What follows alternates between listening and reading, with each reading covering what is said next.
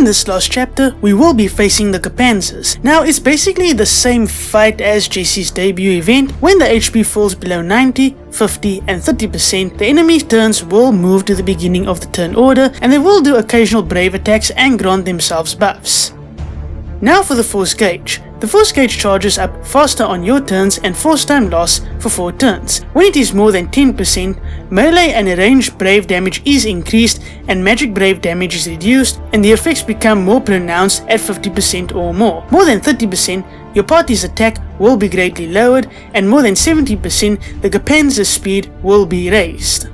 In terms of the force time effects, 80% of any HP damage taken will be recovered and your brave damage will be reduced. Gehpanzer A is the one that you need to watch out for, as on the last turn during force time it will randomly KO a party member. In order to stop them, you must use a ranged or an ice brave FR ability in order to stop force time. In terms of characters that can help with the range requirement for force time, you can use Noctis, Balthea, Aranea, Edgar, Fujin, Laguna, Lena and Vincent. In terms of the alternative Ice FR helpers, you can use Kurasame, Lunafreya, Lan and Rain or Keita. The characters that you can use include Weiss, Kadaj, Keita, Freya, Vincent, Golbez, Kane, Aranea, Kor, Fujin, Celtis, Sera, Lightning, Minwu and Ignis. Here are some team compositions should you need the help. Let's take a look at Jessie's rework. Her skill 1, Spinning Kickback, gains more HP attacks. It becomes a 2-hit brave and 8-hit HP attack, and it will delay the enemies by 1 extra turn. Her skill 2, Uprising, also gains more HP attacks. It becomes a 3-hit brave and 6-hit HP attack, and it will have 200% stolen brave overflow.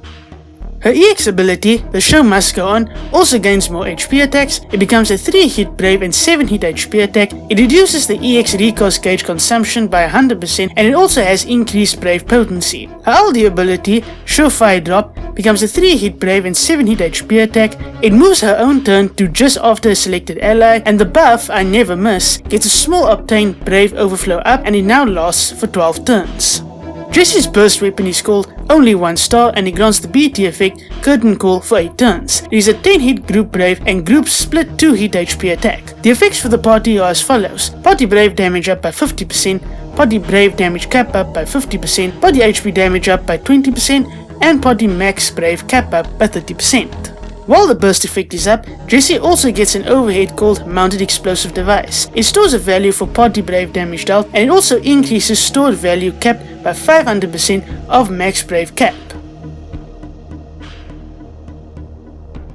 Snow also gets a rework with this event. His skill 1, Steel Guard, becomes a 2-hit melee brave and 6-hit HP attack, and it also has increased total brave potency. His skill 2, Frost Strike, becomes a 2-hit brave and 8-hit HP attack, and it also has increased total brave potency.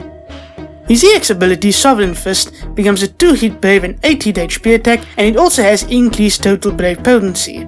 His LD ability, Ice Ram, gets 1 use, and it becomes a 5-hit brave and 2-hit HP attack. It also has increased total brave potency and a small increase to stolen brave overflow.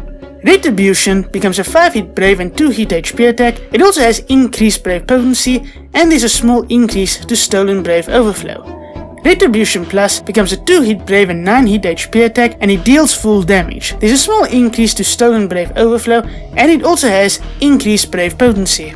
His BT effect also gets a bit of a rework. It has increased brave potency, and the added effect is as follows: party 30% health, brave and HP damage cap up.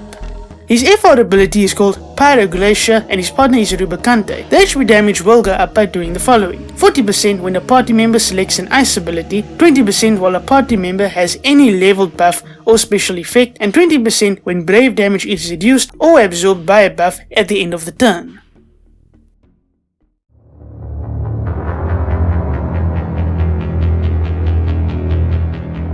In terms of my thoughts for this event, it's basically the same fight. The Gehpanzers just have more HP. It's actually not so bad. Just be careful for that force time since it does last for 4 turns. Be very careful not to trigger force time when the Gehpanzers start to move their turns up. It can be dangerous, especially since one of them will take you out at the end of the force time, meaning when they are at 1 turn. In terms of the reworks, I didn't actually go for Jessie's burst. I didn't actually max her out in JP, whereas with Snow, I went for his force weapon and I actually did like him. I used him in my run on JP and I really enjoyed him. In terms of Jessie, I don't really care about her all that much. I never use her, so she's not really someone that I really looked out for. But Snow, I do think he gets a great rework. Jessie also gets a good rework, it seems. Again, I'll say it, I never use her all that much. But in terms of this fight, be very careful not to trigger force time when the Gehpanzers move their turns forward at the thresholds, and you should be okay. It's not so bad, just be very careful.